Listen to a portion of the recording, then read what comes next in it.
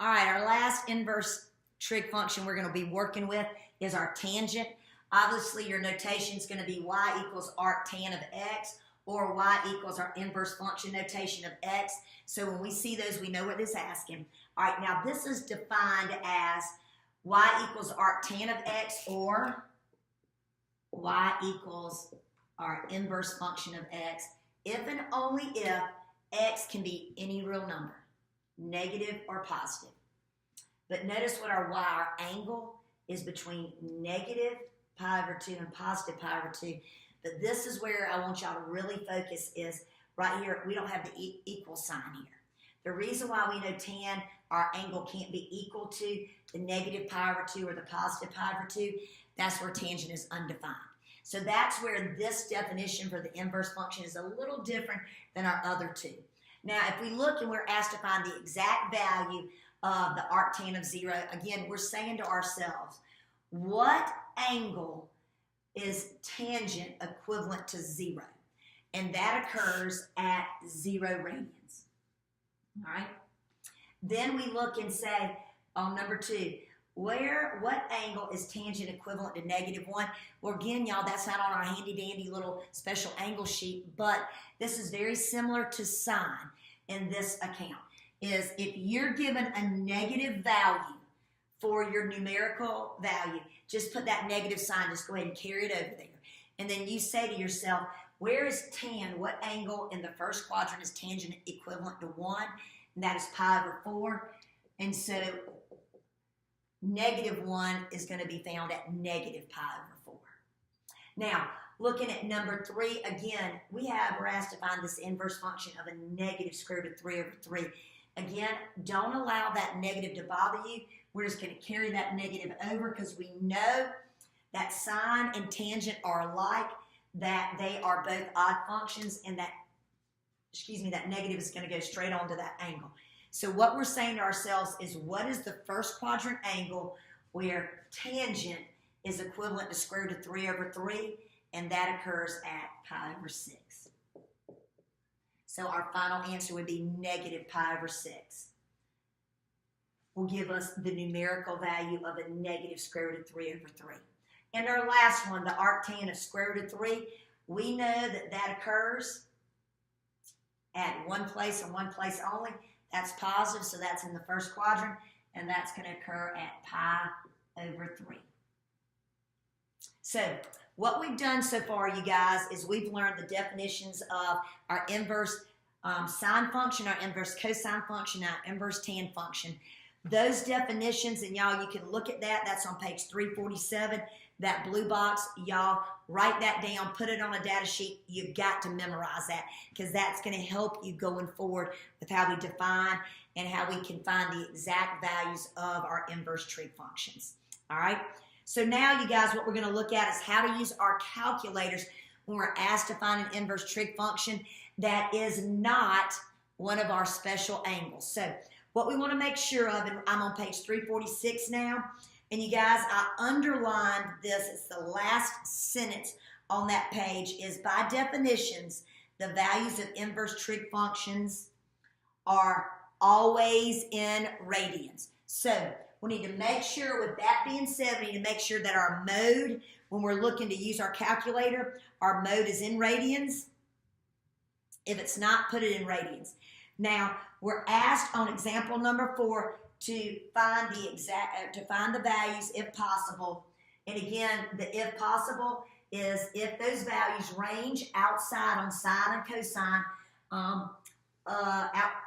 range outside of negative pi over 2 to positive pi over 2 for sine, if they range outside of 0 to pi for cosine, and then for tangent, if they range outside of negative pi over 2 to pi over 2, not including those two angles. So when we look at example number 4, we're given the arctan of negative 8.45.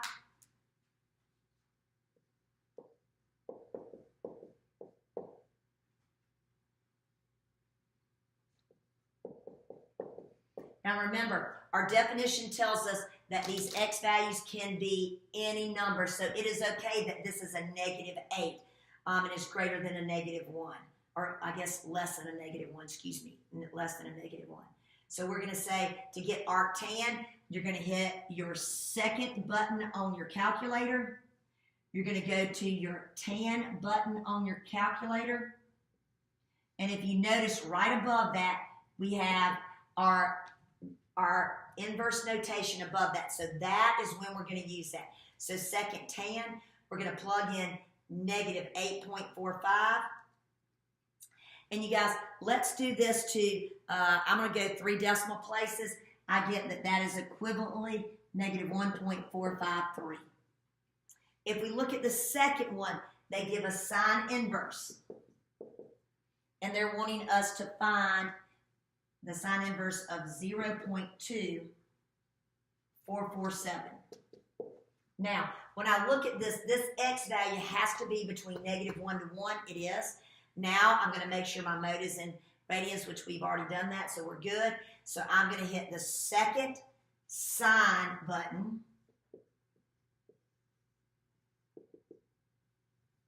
Because above that sine button is my function notation for inverse. And you should see that pop up on your screen and plug in exactly what I see, 0.2447. And as that angle, I'm going to get 0.247 if I go to 3 decimal places. And the last one I want you to look at is the arc cosine.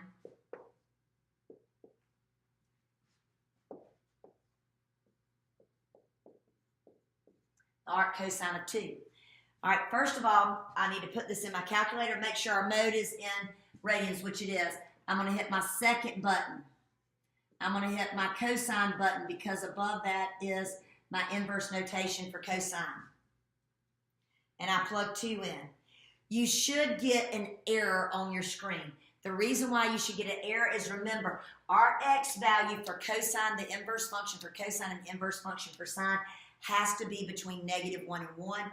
2 is greater than 1, so this is not possible. Okay?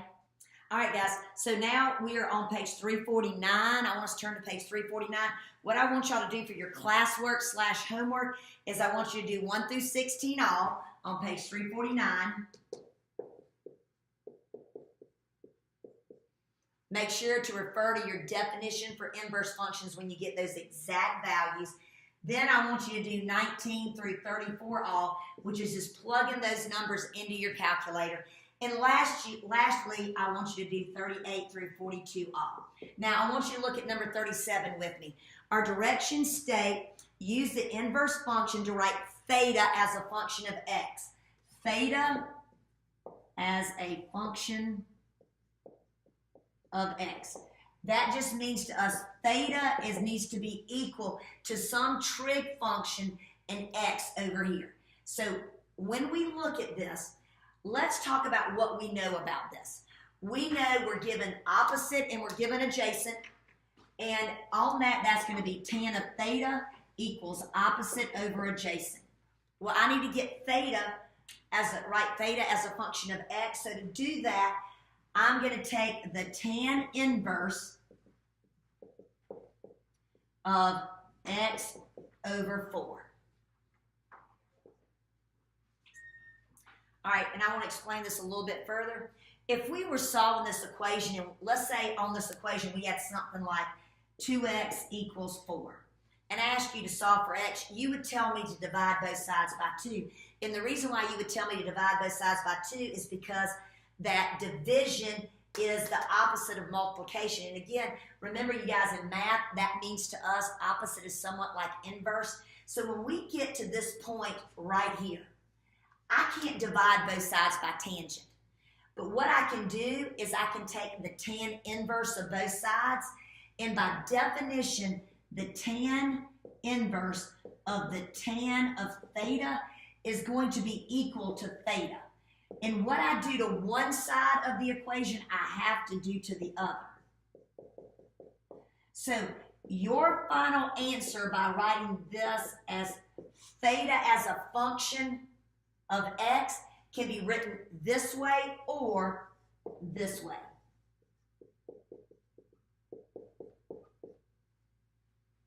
All right, you guys, this is the last one. I hope this has helped.